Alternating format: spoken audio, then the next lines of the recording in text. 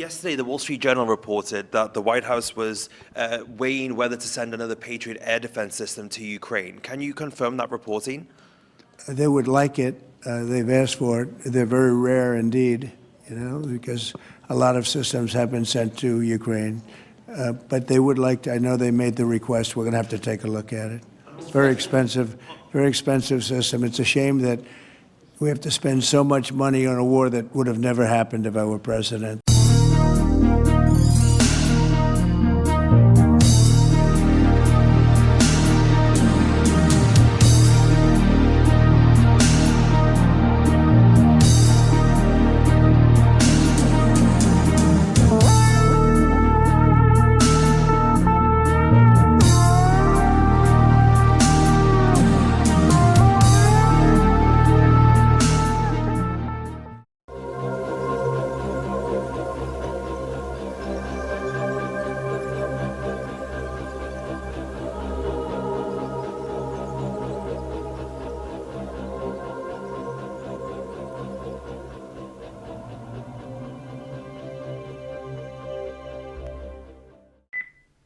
Well, hello, pardon me, that's me again. Today is July 10th, 2025, and I want to start here, apart from obviously discussing the issues or happenings which we have now all over Ukraine in terms of the increasing intensity and duration of the strikes. Just to give you an example, in the Kiev tonight, that was 10 hours long strike. And as you understand, Russians evidently, and I love to, dwell on this issue, are running out of missiles. This is not Russian rah-rah. And again, in this respect, I try to be as objective as I can possibly be. Not that I don't have my biases, of course. But the point is that no matter what you say, Russia outproduces the whole NATO combined together with the United States in every single category of the weapon systems. And as I already stated many times, I will repeat it again, in terms of the high precision and long range fires, Russia produces combined West together with the United States by the order of magnitude.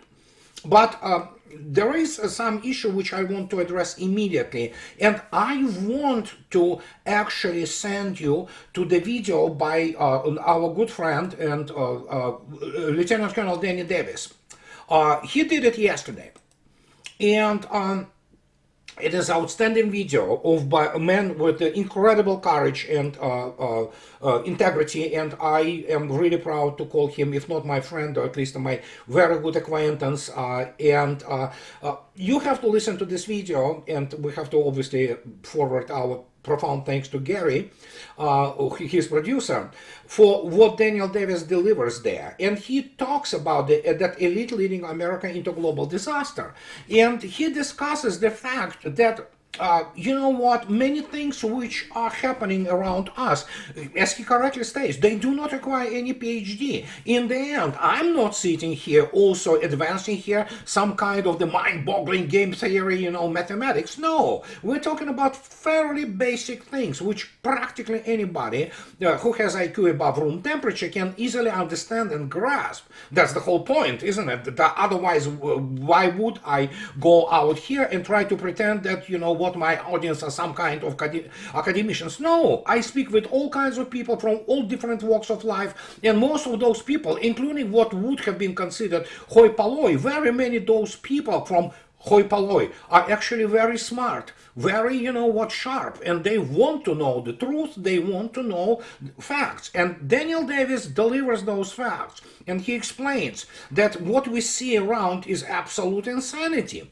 And here comes this issue he discussed and which I need to address. He is talking about the Washington Post article, editorial no less, which came out 2 days ago, 48 hours. And so they talk, this is editorial, as you can see yourself, and Trump should recommit to Ukraine cause. Hacks at the border of Ukraine, weapons free is projected weakness to Russia. So, and again, you have to keep in mind, and this is what I am repeating ad nauseam, apart from the fact that yeah, Washington Post is just basically, it's not a real newspaper. They pretend to be some kind of, especially as they call the democracy dies in darkness. They are the guys who create darkness, and these are the guys who are killing this democracy or whatever passes for it nowadays in the United States. But the point is that none of those people, including those military and intelligence people who consult this, all kinds of the rags in the United States, they have any real clue about happenings. They do not understand basic facts, and the only thing they are driven by is obviously hatred of Russia, and, well, many of those, and we will talk about this a little bit, are essentially controlled by Israel and Israeli lobby in the United States. And so, here they, talk about, for the third time in less than 6 months, Defense Secretary Pete Hegseth has moved to suspend munitions shipments to Ukraine, and President Donald Trump has reversed the decision.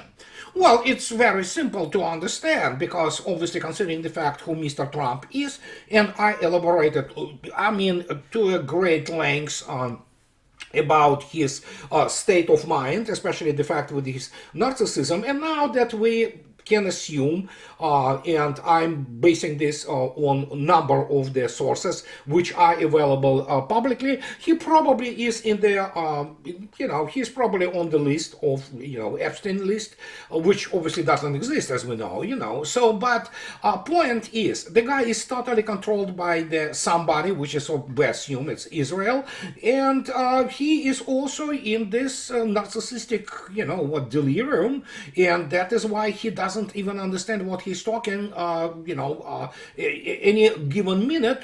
He contradicts himself practically within like 5-minute time span. And so Washington Post speaking about it, so they talk about this and why Washington has to recommit itself to Ukraine. The question obviously is with what?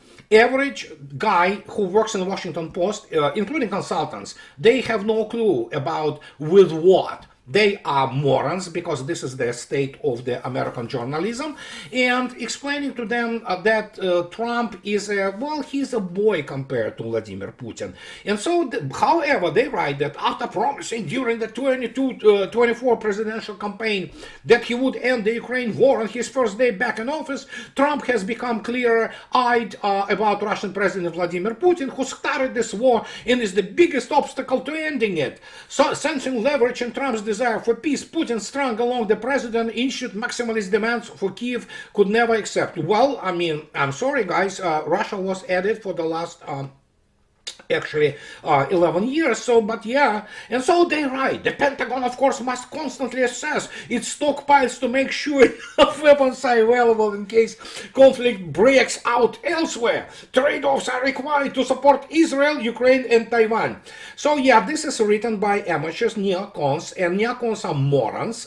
They do not know strategy. They certainly cannot fight real war, as Israel already demonstrated. They are good at genocide, and so other than that, this is the kind of the so-called strategist in the Washington D.C. And so if that hasn't been enough, we have now this constant,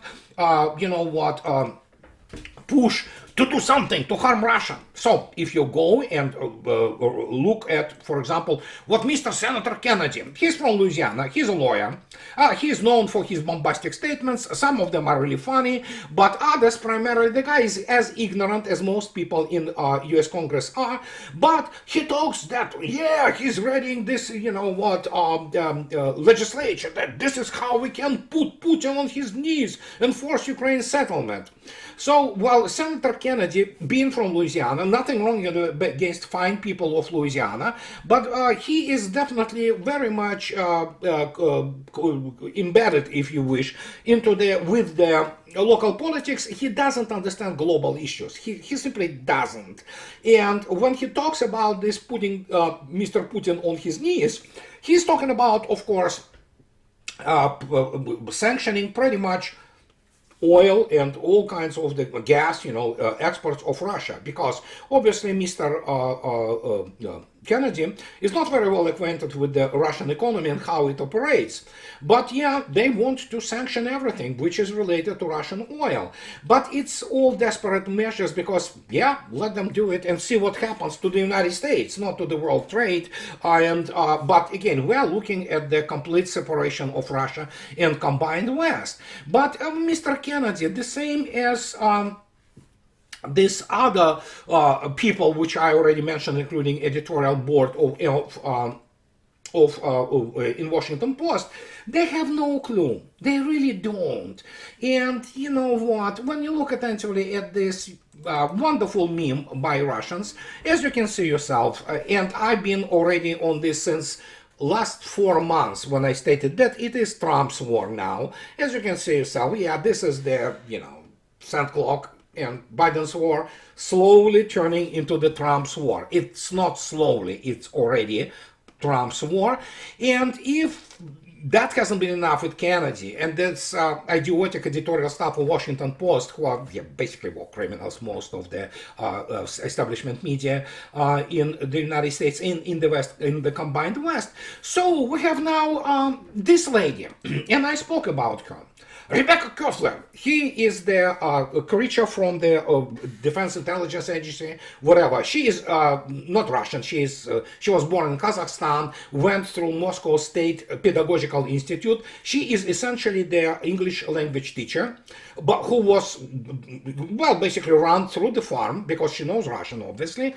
She wrote this idiotic book about the strategic, how she knows the strategic thinking. She doesn't. She has no clue. She never he wasn't bearer, or she wasn't bearer of any kind of the military education and clearance in the Soviet Union and Russia. So whenever she writes about anything Russia, the only thing she has behind her is the fact that she was born in Kazakhstan, graduated the Moscow Pedagogical Institute. Yeah, she's English language teacher in English, and she probably worked as the interpreter, although of course if you read all those buzzwords in her CV, that she basically briefed all kinds of people like vice president and even president or what have you. So, but the point is, she wrote this book, and my God, it is the testimony of the first. It's sanctimonious BS, and she is pretty much was nothing more than, although she kind of specialized in some kind of security, she was nothing more than just basically the interpreter. And evidently she was kicked out of the DIA. And the point is that this lady, she has no clue.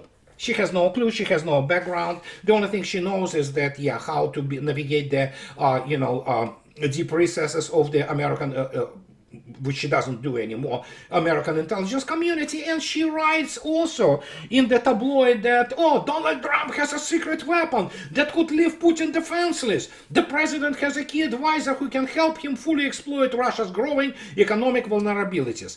Well, she talks about Mr. Bessonnet. And Mr. Bessonnet is, well, frankly, he's moron. He also doesn't understand the first thing about real economy, because we're talking about that overall cratering of the intellectual level of not just Biden, Biden too, not just Trump administration, but the whole political system. So, and one of the reasons, Rebecca Koffler, for example, she is exhibit A, why the United States is in a deep trouble. And nobody denies this anymore, that United States is, well, it's not rudderless, it's controlled completely by Israel. United States is the slab beach for Israel. And President Trump is, as I already stated, he's not the president of the United States. He is essentially the, second tier to Mr. Netanyahu, and he is controlled by Israel. So, but when Koffler begins to talk about something, having no technical background in anything of this, not understanding how the real economy, or for that matter, military technology, especially work, I don't know.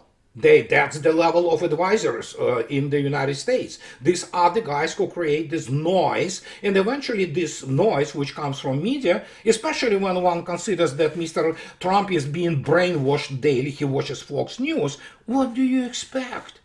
Yes, those people are bringing the United States, essentially they already brought it to a complete disaster, catastrophe. And just speaking about this whole situation, Danny Davis, she's absolutely correct. We are in a situation with a runaway train because the United States is not controlled by anybody but Israel in terms of foreign policy.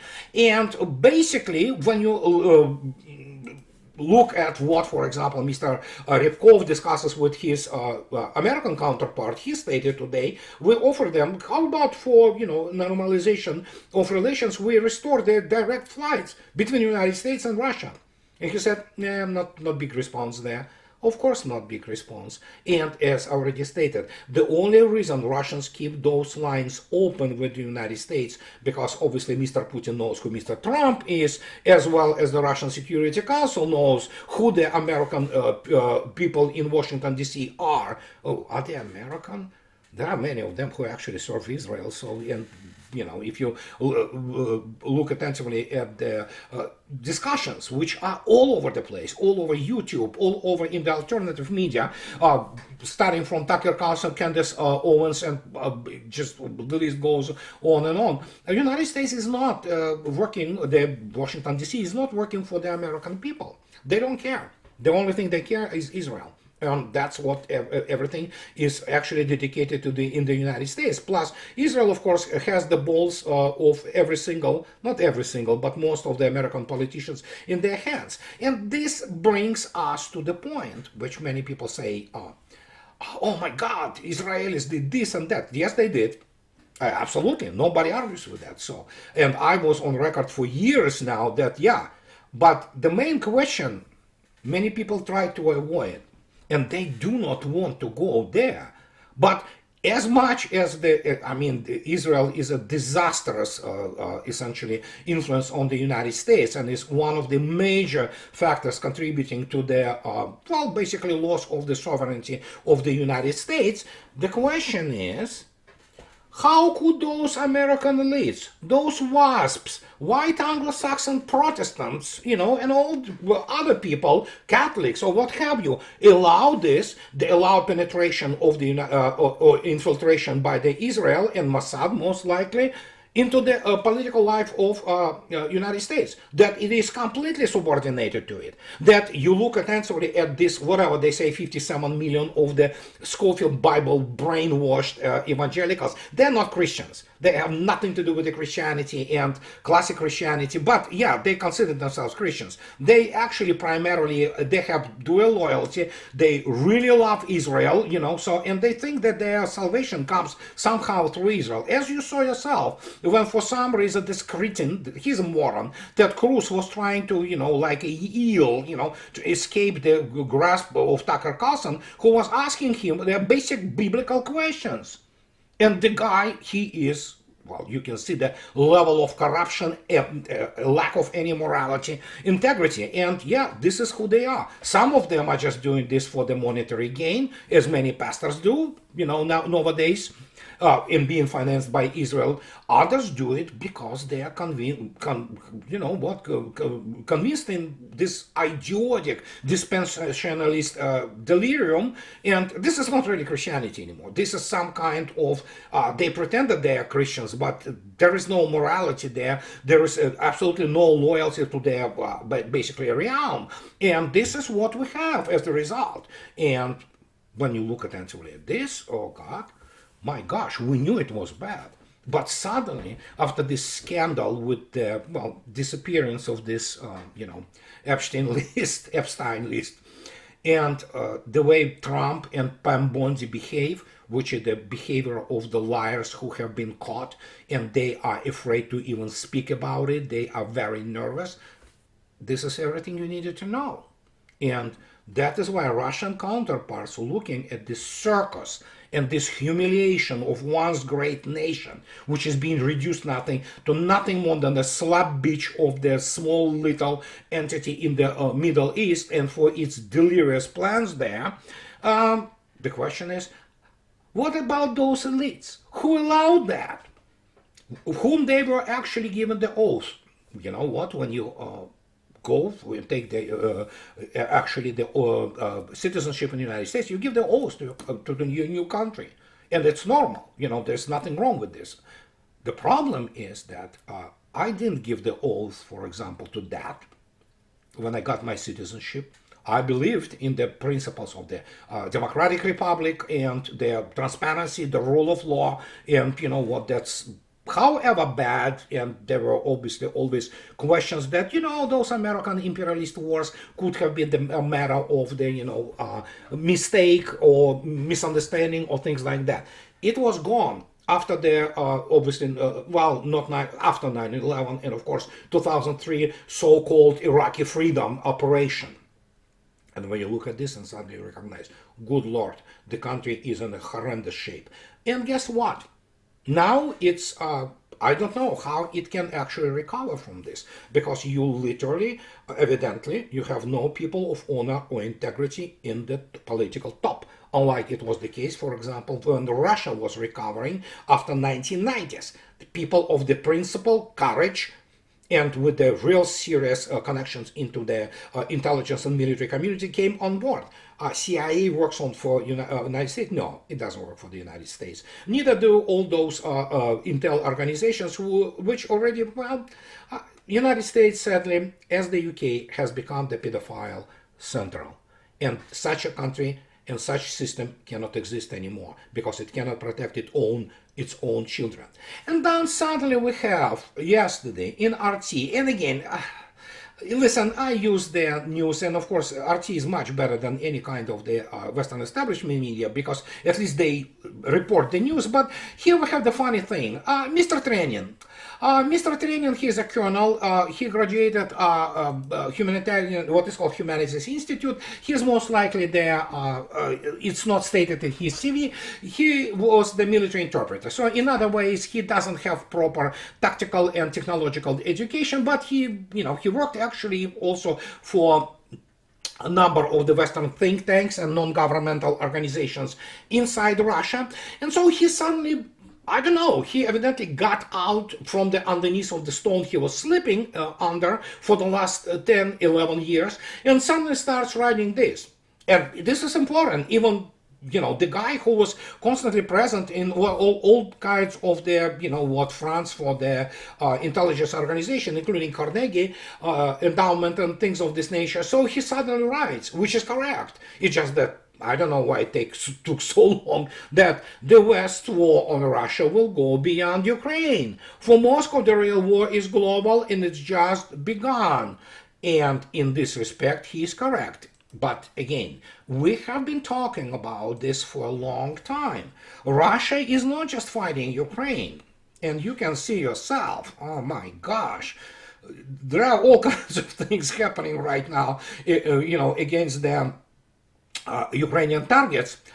But Russia fights what is those remnants of this structure of the combined West, which was nothing more than oppressive imperialistic, you know, mechanisms or machines, which were used, well, a lot for the propaganda purposes too. And that's how they were able to actually convince the world that they are such a great military and economic power, which they are not. And this is not to say that, as I already stated many times, this is not to say that they are still not dangerous. They could be dangerous. Arquebuses from the 16th century still can kill. But the point is what you did, how you approach the guy with the arquebus, and that's what Russia is doing. And here it is. This is one of those actually steps which Russia does, basically decapitating all kinds of this imperialist hydra, if you wish. And we have now this. Russia declares Yale University undesirable. I will put these things again into perspective. The United States doesn't have real Russian scholars. I mean, those real Russian scholars who understand basic things about Russia, let alone if they are combined with the proper understanding of the warfare, the applied geopolitics, economy, and technology. No, Yale doesn't have it. And basically, any kind of the humanities degree from the Ivy League in the United States should serve as the disqualifying factor for the employment in any serious capacity, except for this, you know, sinecure abusing, you know, mode of operation when in some think tank, which basically for money can produce you any kind of study which will contradict, itself in the next study. And so, yeah, it's just the way it is. It's American education is trash. I mean, American universities are really good at their laboratory base, and of course they are really good in terms of the still, medical and STEM education. At least some of those universities, they give you a really good background on that. But in terms of the humanities degree, it's all garbage. So no, really, I mean, as are primarily most of those people, those professors who teach this. And Russia says, yeah, Yale, just go screw yourself, pound sand. And so they talk about that Prosecutor General's office added Yale to the list of undesirable organizations on Tuesday. The university's activities are aimed at violating the territorial integrity of the Russian Federation, enforcing an international blockade, undermining its economy, and destabilizing the country's socio-economic and political situation. And prosecutor claimed that Maurice R. Greenberg World Fellows Program at the Yale Jackson School of Global Affairs has been used to train opposition leaders from foreign countries. Russian opposition figure like Alexei Navalny and his close associates Leonid Volkov participated in the program in 2010 and 2018. And since 2022, Jeffrey Sonnenfeld, a professor at the Yale School of Management, which is really not an education, it's not an education, and his team campaigned to pressure foreign companies to cut ties with Moscow and advocated for tougher sanctions. There you go. So, and as I already stated, those people are not scientists, they are not real academicians, they are frauds. The majority of them, or majority of those people with the international degrees and management things, it's fraud. It's garbage. It's all those soft degrees which are given to the people who do not want to actually, or some cannot grasp it from the point of view as modern technological civilization operate. So you have all those humanities dumbed down cretins who come out there and create all those kind of the ideological things, including, for example, for the neocons and many Soviet Jews. It certainly counts with Russia. They hate Russians. Simple as that. Because of that, they created the so-called science, Russia studies, which of course most of it is garbage, it's fraud. So you cannot explain. I can sit here, what we know the situation with Ron Hubbard, who did this whole, thing with the he had a bet. He said that I can invent the religion if I need to, and guess what? He did. So this is exactly how all those basically departments operate. Most of them are fronts for intel services, and it is deadbeat organizations now. They are deadbeat organizations now, and it is a tiresome, same old provocations, and that's the only thing they can do. And this is all because it was always the modus operandi for the United States and in general the Western world. They were always afraid to get into the direct conflict with Soviet Union and Russia because they know they will be defeated. Well, indirect strategies, that's what they do. And what are indirect strategies? Producing all kinds of garbage and throwing this, piles of crap into, into Russia and see what sticks. Some does. But the point is they do not understand who Mr. Putin is or collective Putin is in Russia. They have no clue. And the same as you cannot explain to Mr. Kellogg or King that they do not understand warfare. They're all dead, what military so-called education is fraud and their experience is absolutely not applicable. You cannot explain the same thing for those people who do these Russian study programs. Like Rebecca Koffler, because she was born in the Soviet Union. Wow. So she understands that how the strategically Russian thinks. She has no clue. And she doesn't have even basic understanding of what goes into the modern economy and, of course, modern military and intelligence operations in the 21st century. And so, just to conclude this thing, as we have this situation ongoing. As you can see yourself, today it is the today's tally. It continues. It's the destruction of the armed forces of Ukraine continues.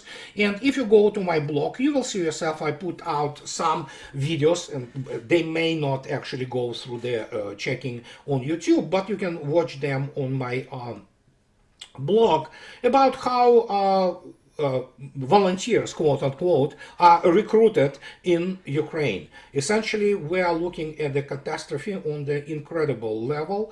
And what can I say? I mean, Ukraine wanted it, the West wanted it, and as always, they miscalculated. With the basically experts like them and political top like this, what do you expect? United States lost its sovereignty, and the whole thing with Epstein and Mossad and Israel. Hey, you know what? Yeah, we wanted it. There are a huge share of population in the United States who really doesn't care about the United States. They care about Israel. And results of this, partially driven by this, are we're already seeing. And it will get much worse. And we now, all of us, witness to what degree of humiliation and subservience and servility United States President and his administration fell, and they are bootlickers of the Israeli special, obviously Mossad, and Israeli Prime Minister Mr. Benjamin Netanyahu. He is the real President of the United States. Congratulations, United States. How we say it? USA, USA, USA, right? So, this is what I wanted to tell you guys today. And those who like what I do, please subscribe to my channel. And those who can afford, please support me on the Patreon or buy me a coffee and two.